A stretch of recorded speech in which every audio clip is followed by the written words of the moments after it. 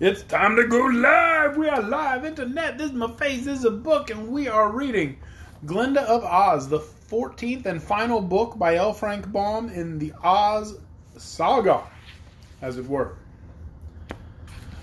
We are ready tonight for Chapter 7. Chapter 7. Holy cow. We are flying through this book. It's been a week now. This book is 24 chapters, so let's see here. 7, 14, 21, 22, 23, 24. We will finish on May 19th, assuming we don't miss a day, which I don't plan on doing. So, tonight we read Chapter 7, The Magic Isle. Ozma, seeing it was useless to argue with the supreme dictator of the Flatheads, had been considering how best to escape from his power. She realized that his sorcery might be difficult to overcome, and when he threatened to cast Dorothy and her into a bronze prison, she slipped her hand into her bosom and grasped her silver wand. With the other hand, she grasped the hand of Dorothy, but these motions were so natural that the Sudic did not notice them.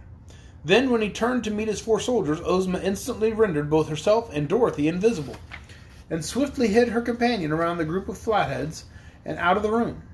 As they reached the entry, they descended the stone steps.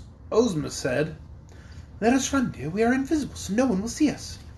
Dorothy understood, and she was a good runner. Ozma had marked the place where the grand stairway that led to the plain was located, so they made directly for it. Some people were in the paths, but these they dodged around. One or two Flatheads heard the pattering of footsteps of the girls on the stone pavement and stopped with bewildered looks to gaze around them. But no one interfered with the invisible fugitives. The Sudic had lost no time in starting the chase. He and his men ran so fast that they might have overtaken the girls before they reached the stairway, had not the golden pig suddenly run across their path. The Sudic tripped over the pig and fell flat, and his four men tripped over him and tumbled in a heap. Before they could scramble up and reach the mouth of the passage, it was too late to stop the girls. There was a guard on each side of the stairway, but of course they did not see Ozma and Dorothy as they sped past and descended the steps. Then they had to go up 5 steps and down another 10, and so on, in the same manner in which they had climbed to the top of the mountain. Ozma lighted their way with her wand, and they kept on without relaxing their speed until they reached the bottom. Then they ran to the right and rushed to the corner of the invisible wall just as the Sudic and his followers rushed out of the arched entrance and looked around in an attempt to discover the fugitives. Ozma now knew they were safe, so she told Dorothy to stop, and both of them sat down on the grass until they could breathe freely and become rested from their mad flight. As for the Sudic, he realized he was foiled, and soon turned and climbed his stairs again.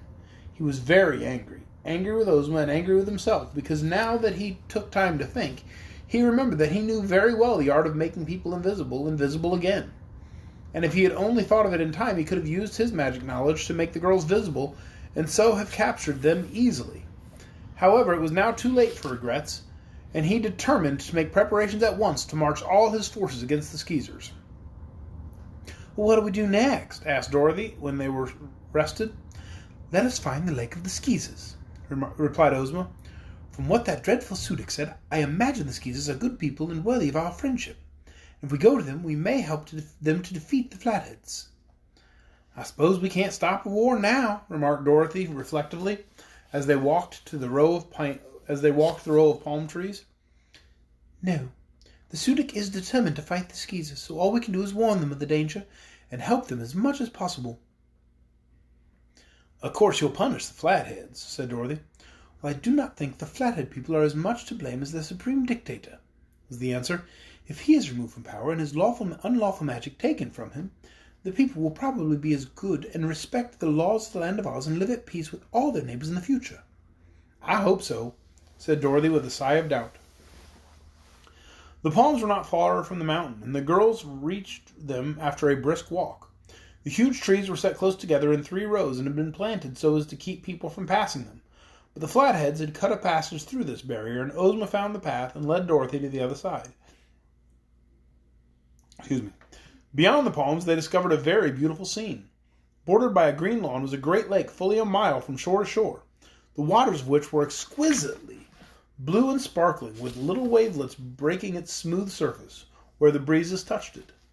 In the center of this lake appeared a lovely island, not of great extent, but almost entirely covered by a huge building with glass walls and a high glass dome which glittered brilliantly in the sunshine. Between the glass building and the edge of the island was no grass, flowers, or shrubbery, but only an expanse of highly polished white marble. There were no boats on either shore, and no signs of life could be seen anywhere on the island. "Well," said Dorothy, gazing wistfully at the island, "we've found the Lake of the Skeezers and their magic isle. I guess the Skeezers are in that big glass palace, but we can't get at them." Oh, and that is the end of Chapter 7, The Magic Isle. Another quick chapter. They're coming quick in this book. So that was the end of Chapter 7, The Magic Isle. Tomorrow night, 8 o'clock, right here on Facebook Live, we're going to read Chapter 8, Queen Corio. So we're going to meet the lady who turned the queen of the Flatheads into a golden pig. So that'll be interesting. We'll read all about her tomorrow night, right here, 8 o'clock, Facebook Live. I hope you'll join us then.